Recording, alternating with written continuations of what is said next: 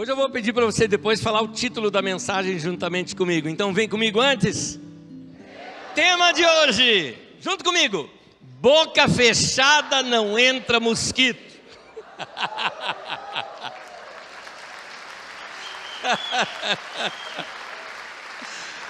Ah, meu Deus, parece que eu estou ouvindo minha avó falar para mim isso. Quem aqui já tinha escutado esse provérbio popular? Tá vendo? Sabedoria popular. Sabedoria popular. Eu começo lendo com vocês o texto de Mateus no capítulo 27. A Bíblia Sagrada é um livro muito rico e muito profundo, mas trata muito das questões humanas.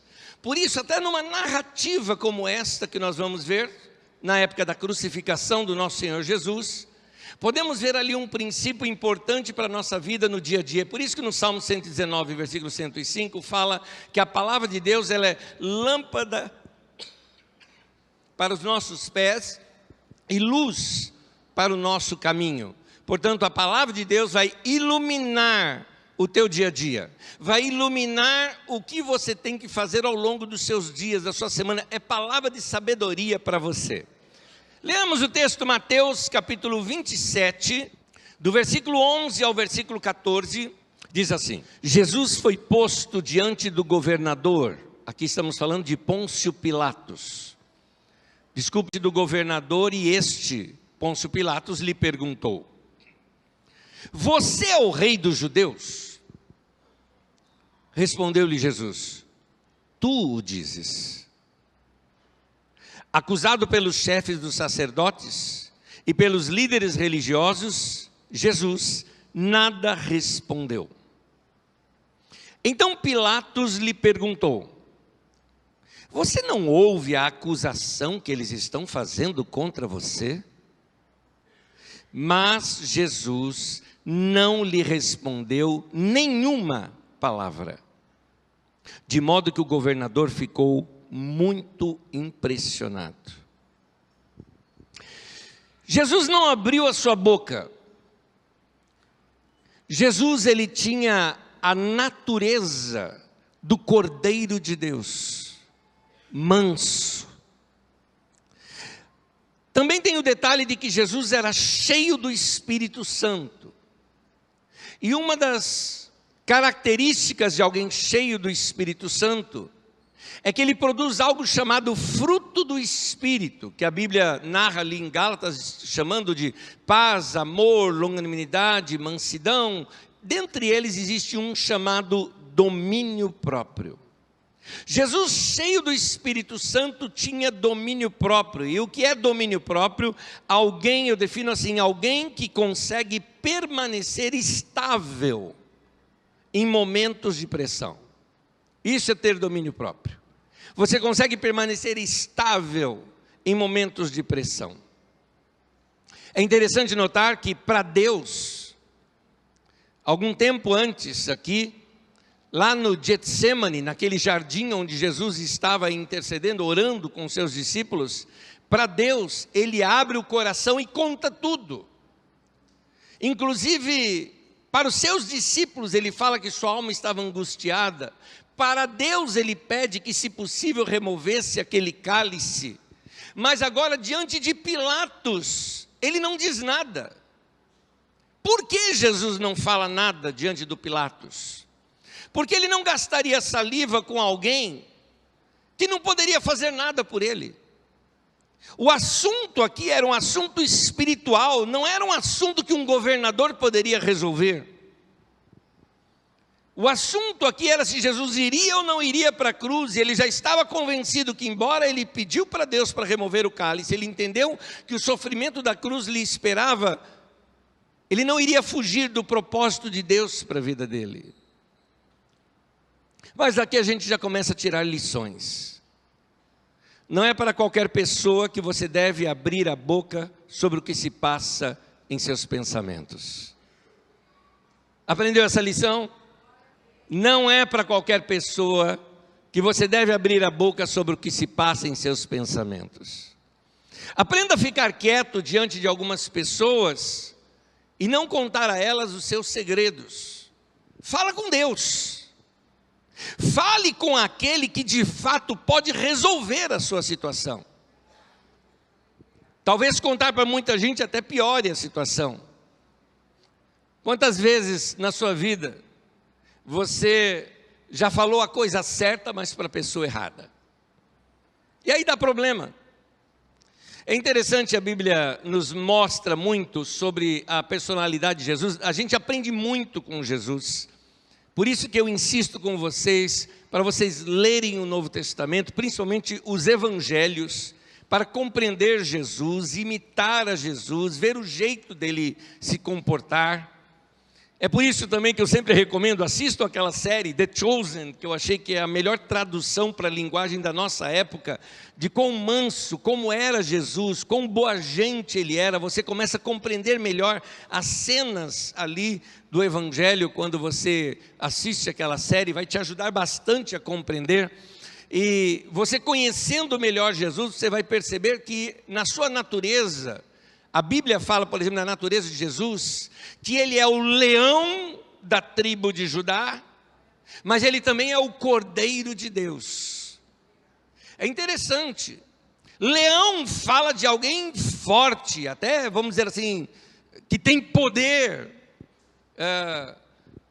alguém que pode tomar atitudes claras, mas ao mesmo tempo fala que ele é o Cordeiro.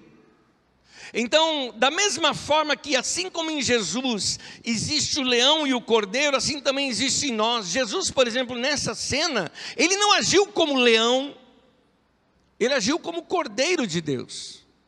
Se ele agisse como um leão, ele não iria para a cruz. É interessante notar que quando os guardas foram prender Jesus e perguntavam quem era ele, ele diz, eu sou. E só dele pronunciar as palavras, os guardas caíram ao chão. Tal é o poder das suas palavras. Mas ele não ia fazer isso diante de Pilatos. Ele não iria fugir da cruz. Ele poderia dar uma palavra de ordem ali, até o diabo sabia disso. Porque o diabo, quando coloca a tentação sobre Jesus no pináculo do templo, falou, pula daqui, porque aos teus anjos dará ordens a teu respeito para que te guardem todo o caminho. Citando inclusive o Salmo 91. Falou, os anjos vão te segurar. Dessa forma, Jesus poderia simplesmente pronunciar uma palavra e ser livre ali da cruz, mas ele sabia, ele precisava passar pela cruz. Há momentos em que nós precisamos agir como Jesus agiu, como um cordeiro, não como um leão. Há momentos que nós temos que ficar quietos, não falar nada. Ou seja, existem batalhas que você não tem que entrar. No texto de Isaías, no capítulo 30, no versículo 15, eu recortei apenas uma frase desse texto, diz assim, na quietude e na confiança está o seu vigor. Onde está o seu vigor? Onde está o seu poder? Na quietude. A sua força está na sua quietude e na sua confiança em Deus. Isso é poder. Alguém cheio do Espírito Santo é alguém que tem domínio próprio, e você demonstra esse poder do Espírito Santo muitas vezes ficando quieto. Como diz o Salmo 43, versículo 10, aquietai-vos e sabei que eu sou Deus. Creia, por isso que diz lá na quietude e na confiança, eu confio no Senhor, não preciso falar nada com ninguém, já orei ao meu Deus, Ele vai me responder, por isso eu permaneço quieto. Não é hora do leão rugir, é hora do cordeiro te fazer se aquietar, é isso. Então, essa discussão aqui com Pilatos ou com os líderes religiosos não era para Jesus entrar, porque muitas vezes entramos em batalhas que não deveríamos entrar, e aí nós entramos numa discussão, numa batalha, ganhamos aquela discussão, ganhamos aquela batalha, mas perdemos a guerra. Não se distraia com as suas batalhas. Sabe como é que a Bíblia chama isso que eu estou ensinando hoje para vocês? Sabedoria. Isso é sabedoria. Há um livro de sabedoria nas Escrituras Sagradas, voltado apenas para o ensino de sabedoria, chamado Eclesiastes. E nesse texto eu também recorto no final alguns trechos dele, mas quero lê-lo desde o versículo 13. No capítulo 9 de Eclesiastes, versículo 13 ao 18, diz assim: também vi debaixo do sol este exemplo de sabedoria, que muito me impressionou. Havia uma pequena cidade, de poucos habitantes. Um rei poderoso veio contra ela e cercou-a com muitos dispositivos de guerra. Ora, naquela cidade vivia um homem pobre, mas sábio. E com a sua sabedoria, ele salvou a cidade. E aí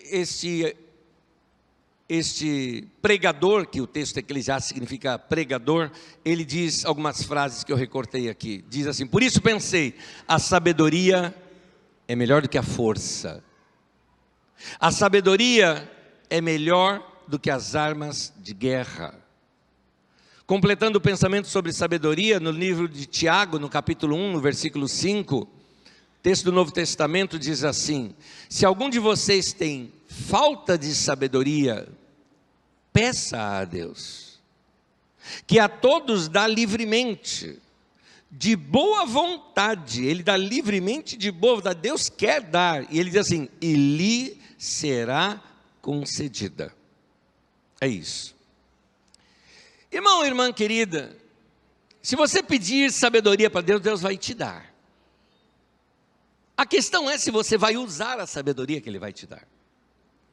E talvez você, no meio de uma discussão, ou no meio de uma situação, pediu a sabedoria de Deus, e vem para você aquela forma doce e suave de Deus falar conosco. Você sabe como ela é? A sensação de paz ou não. Quando você sente paz, você sabe que você está no caminho do Senhor. Quando você perdeu a paz, ali não é o caminho de Deus. Por isso que a Bíblia diz: busque a paz e siga. Muitas vezes apenas uma impressão no coração. E talvez a impressão é: fique quieto, não fale nada, não discuta, não entre nessa batalha. Não é para você brigar aqui, não é para você discutir. Você precisa aprender a reconhecer quais batalhas são dignas de serem batalhadas. Muitos desafios que vêm para as nossas vidas são apenas distrações para nos afastar do nosso alvo. Nem toda batalha merece ser batalhada. Uma pergunta que você sempre tem que se perguntar é: vale a pena? Quando a gente tem oportunidades, por exemplo, de ficar chateado com algo. Quer ver um exemplo? Quantos de vocês aqui, não vou nem falar muito tempo, nos últimos 15 dias, no último mês, você soube de alguém que falou mal de você? Quantos de vocês? Está aí, eu estou junto. Para que você vai ficar chateado de uma batalha que você pode entregá-la nas mãos de Deus e deixar para lá? Nós precisamos aprender a ter essa natureza de cordeiro. Tem gente que não nos quer bem, e a gente não vai agradar todo mundo. Nem Jesus agradou todo mundo. Você quer agradar todo mundo? Então, quando nós ficamos chateados, falatórios sobre a nossa vida, ou até mesmo em casa, quando de repente um filho, uma filha, ou seu esposo, sua esposa, seu pai ou sua mãe, falou algo que talvez não deveria ter sido dito, ou não dito naquela tonalidade em que foi dito, nós temos que perguntar assim para a gente: será que eu preciso entrar nessa batalha? Será que eu preciso gastar as minhas energias me defendendo a mim mesmo, tentando provar que eu estou certo? E aí, meu querido, mesmo que eu ganhe a batalha, eu tenho que perguntar: valeu a pena? Por exemplo, se você está no trânsito, alguém te fechou no trânsito, e aí você quer dar o troco, e quer correr atrás, e quer fechar o cara também, ou pelo menos parar o carro do lado e reclamar. Aí eu te pergunto: qual é o benefício que isso vai te dar? Você vai chegar no seu trabalho estressado, ou quem sabe você está indo para casa, você já vai chegar em casa nervoso, você corre o risco de passar por um acidente. E eu queria te lembrar que talvez em 1 ou 2 minutos, nem 5 seria, essa pessoa que te fez isso nunca mais faz parte da sua vida. ela some, ela não faz mais parte da sua vida. É uma batalha que a gente chama batalha sem despojos. O que são os despojos? Despojos é aquela recompensa de guerra que é tirada do inimigo vencido. Um exército guerreia contra o outro, venceu o outro, ele pega todos os pertences de guerra e riquezas do outro exército e traz para si. Isso são os despojos. Isto aqui é uma batalha sem despojos. Tem gente, por exemplo, que anda, parece que no modo batalha o tempo todo, usando aquela linguagem de videogame. A pessoa se coloca no modo batalha e tudo ela discute, tudo ela quer ganhar na argumentação, tudo ela quer estar certa. E a razão porque muitas pessoas perdem o melhor de Deus na vida delas é porque elas ficam distraídas com batalhas que não são importantes. Vivem tentando provar para as pessoas que elas estavam certas, tentando ganhar todas as discussões com seus argumentos, querendo ganhar a aprovação de todas as pessoas. Nós precisamos escolher melhor as nossas batalhas, com mais sabedoria. Você não precisa ficar nesse modo batalha aí o tempo todo. Ofendido o tempo todo, é ofendido com o vizinho, briga com o cônjuge, briga com os amigos do trabalho, não entendem que essas batalhas são batalhas sem despojos, que mesmo que vocês vençam, você não vai estar melhor do que antes daquela batalha. Olha essa frase: se cometermos o erro de entrar em todas as batalhas que aparecem à nossa frente, então nós não vamos ter a energia que precisamos para batalhar as batalhas que realmente importam. É isso. Você conhece isso na história de Davi, em 1 Samuel, capítulo 17, de 21 a 31, eu não vou ler o texto, mas quando Davi vai até o campo de batalha, ele um menino ainda, um moço ainda, que o pai manda ao campo de batalha para ver como estão seus irmãos, que tinham sido convocados para o exército, para enfrentar os filisteus. E dentro do exército dos filisteus surge um gigante, um tal de Golias, desafiando, para que uma pessoa só daquele exército desafiasse, para que não precisasse guerrear ambos exércitos. Ele falou: arrume um aí para guerrear contra mim, e quem vencer, venceu a guerra, venceu a batalha. E todo mundo estava com medo, tenso. Davi chega no campo de batalha e começa a fazer perguntas, porque ele viu os desafios que Golias colocava e achou aquilo um insulto. E falou: mas como não tem ninguém aqui para guerrear contra esse homem? Quem é esse incircunciso para falar contra o exército do Deus vivo? Mas o irmão de Davi, que estava no campo de batalha, deveria estar naquele clima de tensão que todo mundo estava, e era o irmão mais velho. Ele vem brigar com Davi, chamando Davi talvez até de arrogante ou algo parecido. O que você está fazendo aqui, moleque? Seria mais ou menos isso. O Davi não dá a mínima para o Eliabe, que era o irmão dele. Por quê? Porque a guerra dele, a batalha dele não era contra o Eliabe. Ele não perdeu tempo ali discutindo com Eliabe. Aquela não era a batalha que faria Davi crescer na vida. O que levaria Davi a crescer na vida era a batalha contra o Golias. Meu irmão, algumas batalhas são verdadeiras distrações para a nossa vida. Alguns probleminhas que você enfrenta são problemas muitas vezes causados pelo inimigo da nossa alma, que quer nos perturbar. E ficamos perturbados, tão perturbados, que a gente não ouve a voz de Deus, que a gente não percebe a paz, porque nós estamos nervosos e bravos o tempo todo. Então nós temos que perguntar: será que não são distrações? No total da nossa vida, essa é uma batalha daquelas que vai ser lembrada? Não. Nós ficamos presos nas pequenas batalhas, gastamos nossas energias nelas, e aí quando vem contra nós o verdadeiro Golias que devemos enfrentar, nós não temos mais força para aquela batalha, porque já desgastamos com tantas outras coisinhas ao nosso redor. Para de ficar brigando por coisa boba.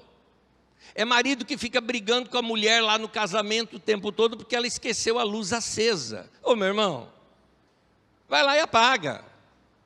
Ou bate um papo, vão conversando. Mas brigar por causa disso? Mas meu irmão, você não sabe como está cara a energia elétrica. Você vai gastar R$5 a mais na sua conta. Mas eu vou provar para ela que ela está errada. Isso, só que você vai dormir no sofá. Valeu a pena essa batalha? Não valeu. Então,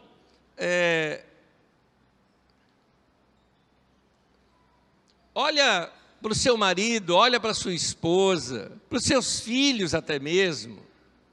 Eles têm tantos valores bons na vida deles, e que ter paz com eles é muito melhor do que ficar insistindo em ganhar essas pequenas batalhas para dizer quem estava certo e quem estava errado. Quantas batalhas você está envolvido que elas não te trazem nenhuma recompensa? E talvez algumas delas você sai tão machucado da batalha que quem te vê não sabe nem mesmo quem ganhou, quem perdeu.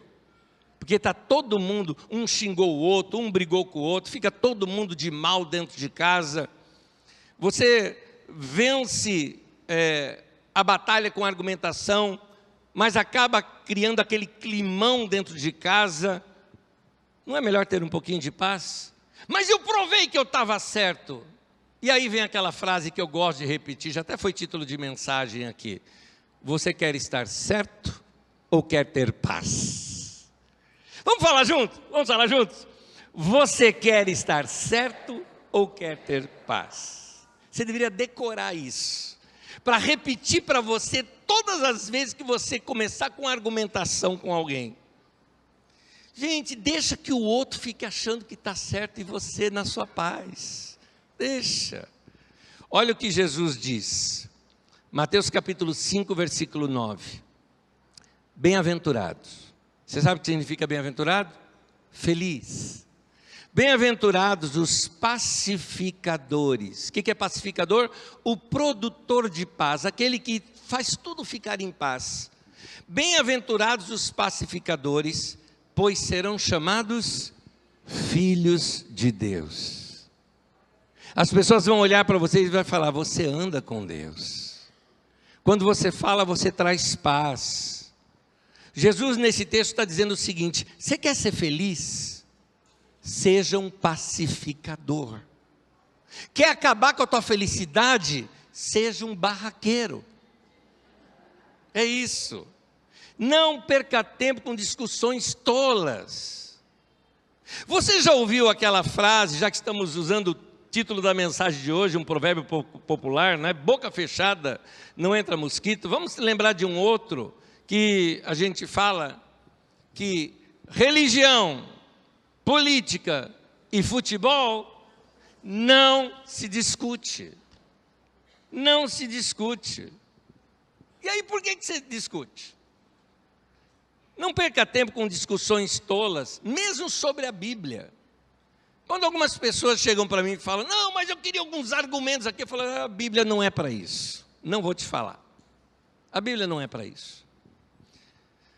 Nós precisamos fugir de gente que só quer discussão.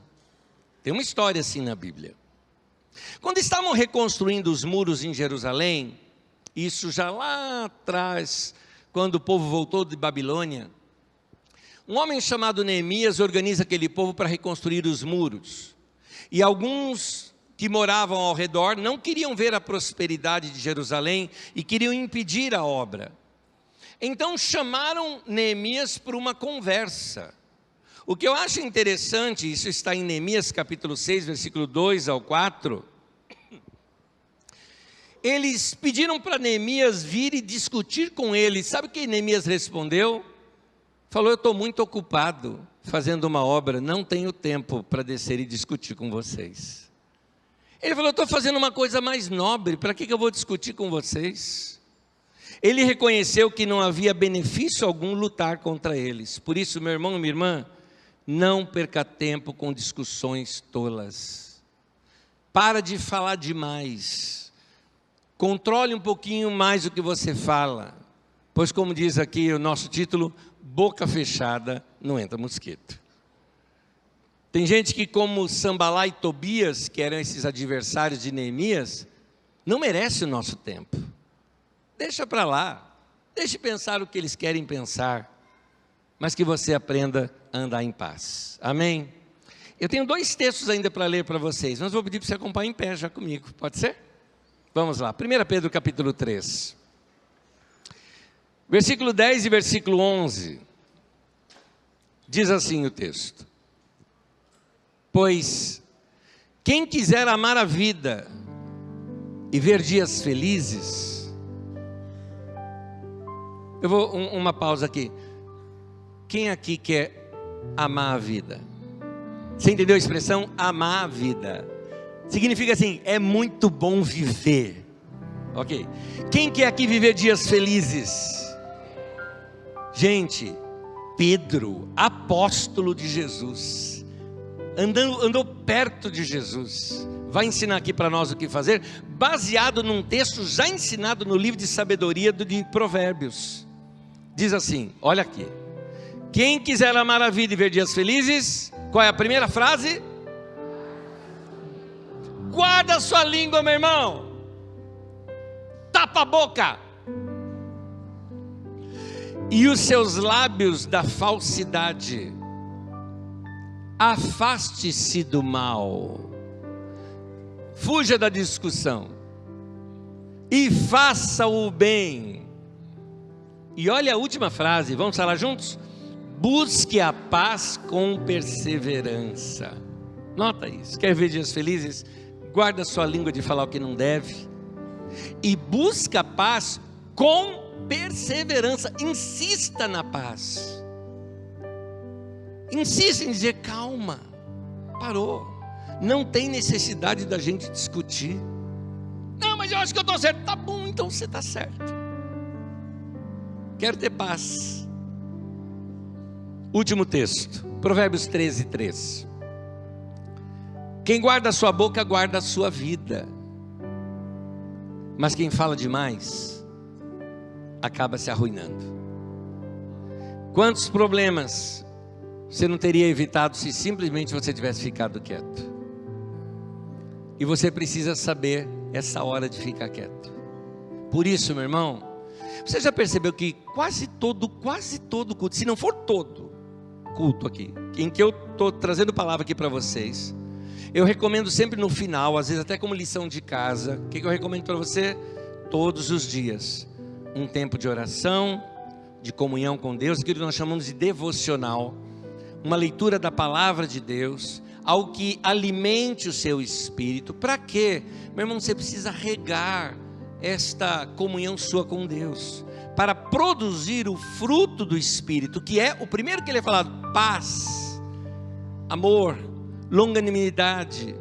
Longanimidade é um ânimo longo, que eu levo muito tempo para me irritar, seria isso. Mansidão, temperança, domínio próprio. Que Deus abençoe a sua vida. Se você se encher com o Espírito Santo, você tem isso já dentro de você. Vou até te dizer uma coisa: você não precisa pedir para Deus domínio próprio, você já tem dentro de você. O que você precisa é alimentá-lo, desenvolvê-lo. Como? Se enchendo com o Espírito Santo. Quanto mais do Espírito Santo você tiver na sua vida, quanto mais da presença de Deus, da vida de Deus você tiver na sua vida, mais você vai produzir a vida de Jesus. As pessoas vão dizer: olha, você é um pacificador, você é um filho de Deus. Vou reconhecer isso em você. Eu vou terminar dizendo algo aqui. Eu fui convidado numa entrevista de um podcast essa semana. Quando sair, eu aviso nas redes. Foi muito legal o bate-papo, falando sobre saúde mental. E a pessoa me falou sobre o Salmo 23, o Senhor é o meu pastor e nada me falta. Eu quis mostrar aquela expressão que começa ali: se Yahvé é o meu pastor, eu não tenho falta de nada. Eu falo Yahvé porque a gente coloca vogal, mas o nome de Deus não tem vogal, não tem nada. É YHWH. O que isso significa? Não tem quase que um significado, mas é uma respiração. É o som da respiração. O nome dele é esse, ó. É isso. O que a Bíblia nos ensina, que eu preciso, por isso que ele é o fôlego da vida. Quando Deus criou o homem ali no Éden, ele soprou sobre si o fôlego da vida. Então todos os dias eu preciso receber esse fôlego da vida, me encher de Deus, me encher da presença de Deus, e com esse fôlego da vida, eu vou produzir paz, amor, alegria, mansidão, temperança, domínio próprio. Eu vou produzir uma vida de paz. Amém? Põe tua mão no peito, eu quero orar por você. Querido Pai, que a tua boa mão esteja sobre a mente e o coração de cada um dos meus irmãos, guardando a mente e o coração deles em Cristo Jesus. Que meu irmão e minha irmã ande em paz, viva em paz e sinta paz. Que o Senhor os abençoe, para que todos os dias nessa comunhão com o Senhor eles se encham da tua vida e experimentem o melhor do Senhor, estejam sensíveis à tua voz. Querido Pai, ajude que meu irmão e minha irmã que já não seguiu esse ensino e já discutiu com alguém, ajude a criar coragem, pedir perdão e trazer paz nos relacionamentos. Eu oro também pelo meu irmão e minha irmã que tem passado dias perturbados, que ele ande no Senhor, no esconderijo do Altíssimo, e encontre ali a sua paz. Dê a todos nós esta natureza do Cordeiro de Deus, do próprio Jesus, que nos ensina a aprender com Ele, dizendo que Ele é manso e humilde de coração, e que nós encontraremos descanso para as nossas almas em Cristo. Nos abençoe, ó Deus, em nome de Jesus. Amém e amém. Que o Senhor te abençoe.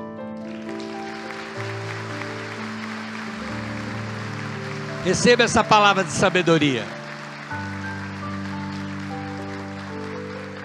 Isso é sabedoria da palavra de Deus para a nossa vida. Amém? Permita-me abençoar a sua semana.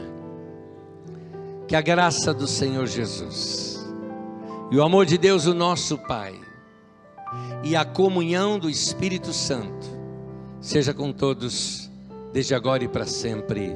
Amém, amém. Sejam abençoados, Deus abençoe tua vida, tua casa. Vá em paz.